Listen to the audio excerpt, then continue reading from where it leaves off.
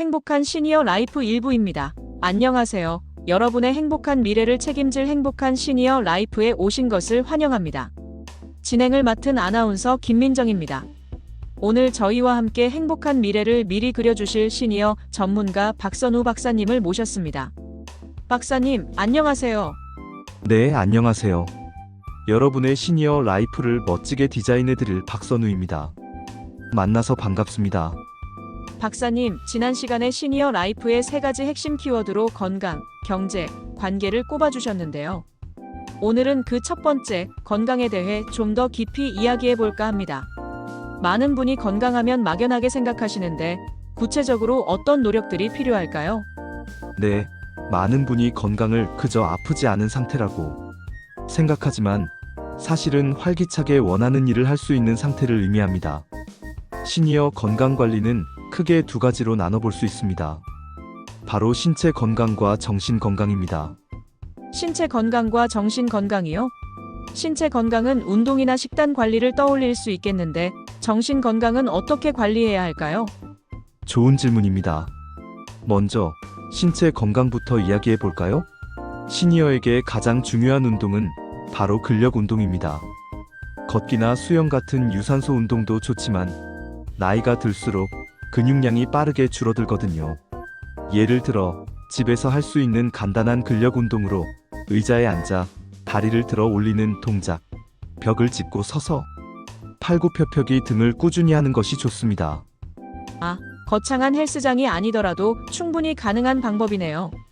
네, 맞습니다. 그리고 중요한 것이 바로 영양 관리입니다. 단백질 섭취는 근육 유지에 필수적이니 매 끼니 고기, 생선, 콩류 등을 챙겨 드시는 것이 좋습니다. 또한 정기적인 건강검진도 필수입니다. 1년에 한 번씩은 꼭 검진을 받아서 내 몸의 상태를 정확히 파악하셔야 합니다. 작은 변화도 놓치지 않고 관리하는 것이 장기적으로 큰 병을 예방하는 길이니까요. 신체 건강은 꾸준한 운동과 영양 관리, 그리고 정기 검진으로 요약할 수 있겠네요. 그럼 다음으로 박사님께서 강조하신 정신 건강은 어떻게 관리해야 할까요? 네, 정신 건강은 신체 건강만큼이나 중요합니다. 예를 들어 새로운 것을 배우는 것이 큰 도움이 됩니다. 외국어 공부나 악기 연주, 평소 관심 있었던 취미 활동을 시작해보세요. 뇌를 끊임없이 자극해 치매 예방에도 효과적입니다. 저도 꼭 배워보고 싶었던 악기가 있었는데 지금이라도 시작해봐야겠네요. 네, 적극 추천합니다. 그리고 긍정적인 마음가짐도 중요합니다. 나는 이제 나이가 들어서 못해라는 생각 대신 나는 아직도 할 수 있는 게 많아 라고 스스로에게 말해주세요. 긍정적인 생각은 스트레스를 줄여주고 삶의 만족도를 높여줍니다. 마지막으로 충분한 수면을 취하는 것도 정신 건강에 필수적입니다. 숙면을 취하는 습관을 들이는 것이 좋습니다. 단순히 몸만 건강한 게 아니라 마음까지 건강해야 진정한 행복한 시니어 라이프가 완성되는 거군요. 박사님, 오늘 정말 좋은 말씀 감사합니다. 다음 시간에는 시니어 라이프의 2번째 핵심 키워드, 경제력에 대해 깊이 있게 다뤄보겠습니다. 행복한 시니어 라이프 2부 경제편입니다. 네, 이어서 행복한 시니어 라이프 2부 경제편입니다. 박사님, 많은 분이 노후 준비에서 가장 현실적인 고민으로 경제적인 문제를 꼽으시는데요. 은퇴 후에도 안정적인 삶을 위한 경제 준비는 어떻게 해야 할까요? 네, 건강이 가장 중요하다고 말씀드렸지만 사실 그 건강을 지키기 위해서도 돈이 필요합니다. 경제적 독립은 은퇴 후의 삶을 자유롭게 만들어주는 가장 큰 요소입니다. 저는 크게 3가지 관점에서 말씀드리고 싶습니다. 지출 관리, 자산 관리, 그리고 새로운 소득 창출입니다. 지출 관리, 자산 관리, 소득 창출이요? 구체적인 예시를 들어주시면 좋겠습니다. 네, 먼저 지출 관리입니다. 은퇴 전부터 불필요한 지출을 줄이고 생활비 예산을 미리 정해두시는 것이 중요합니다. 예를 들어 매달 고정적으로 나가는 통신비나 보험료 등을 점검해서 줄일 수 있는 부분은 없는지 꼼꼼히 확인하는 거죠. 은퇴 후에는 외식 횟수를 줄이고 직접 장을 봐서 건강한 식단을 꾸리는 것도 좋은 방법입니다. 작은 지출부터 줄여나가는 습관이 중요하겠군요. 그럼 자산 관리는 어떻게 해야 할까요?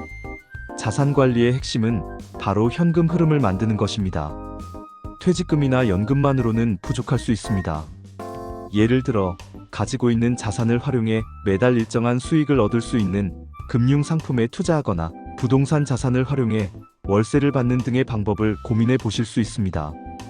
다만 무리한 투자는 피하시고 전문가의 도움을 받는 것이 중요합니다. 무리하지 않는 선에서 현금 흐름을 만드는 게 중요하겠군요. 마지막으로 새로운 소득 창출에 대한 말씀도 부탁드립니다. 네, 요즘은 은퇴 후에도 경제 활동을 이어가는 분들이 정말 많습니다. 과거의 경력을 살려 재취업을 하는 경우도 있고 새로운 분야에 도전하기도 합니다.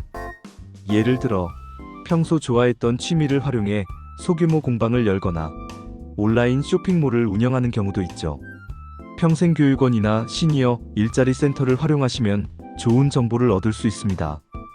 단순히 돈을 아끼자가 아니라 다양한 방법을 통해 돈을 벌어들이는 방법까지 함께 고민해야겠군요. 박사님, 오늘 좋은 말씀 정말 감사합니다. 다음 시간에는 마지막으로 시니어 라이프의 활력소, 관계에 대해 이야기 나눠보겠습니다. 행복한 시니어 라이프 3부 관계 편입니다. 네, 이어서 행복한 시니어 라이프의 마지막 이야기, 관계 편입니다. 박사님, 은퇴 후에는 사회적 관계가 단절되어 외로움을 느끼시는 분들이 많다고 하는데요. 어떻게 하면 건강하고 행복한 관계를 유지할 수 있을까요? 네, 은퇴 후에는 직장에서의 인간관계가 사라지기 때문에 스스로 새로운 관계를 만들어 나가는 노력이 필요합니다. 저는 이 부분을 크게 오래된 관계, 유지와 새로운 관계 만들기로 나누어 말씀드리고 싶습니다. 오래된 관계와 새로운 관계를 모두 관리해야 하는 거군요. 먼저 오래된 관계부터 살펴볼까요? 네, 오래된 관계는 바로 가족과 친구들입니다. 자녀들과는 대화 방식을 바꾸어 보세요.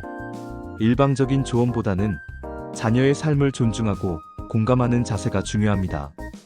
배우자와의 관계도 마찬가지입니다. 함께 취미 생활을 시작하거나 여행을 떠나보는 것도 좋은 방법입니다. 오랫동안 소홀했던 친구들에게 먼저 연락해서 안부를 묻고 가끔씩 만나 식사하는 시간을 가져보세요. 역시 가까운 관계일수록 더 세심한 노력이 필요하겠네요. 그럼 새로운 관계는 어떻게 만들어가야 할까요? 네, 새로운 관계는 시니어 라이프의 활력을 불어넣는 중요한 요소입니다. 예를 들어 자신이 가진 재능을 나누는 봉사활동을 시작해보세요.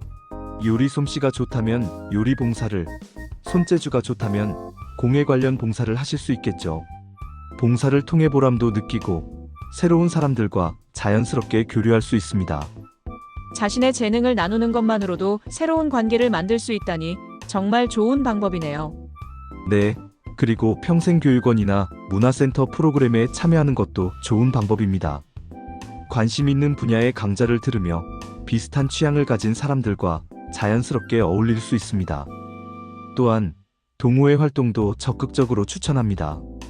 등산 동호회, 독서 동호회, 심지어 게임 동호회까지 종류가 아주 다양합니다. 다양한 활동을 통해 새로운 사람들을 만나는 것이 중요하겠군요. 박사님, 오늘 정말 좋은 말씀 감사합니다. 오늘 저희가 준비한 내용은 여기까지입니다. 건강, 경제, 관계 이 세 가지를 잘 준비하셔서 여러분의 미래가 더욱 행복하고 풍요로워지기를 바랍니다. 행복한 시니어 라이프, 다음 시간에 다시 만나요.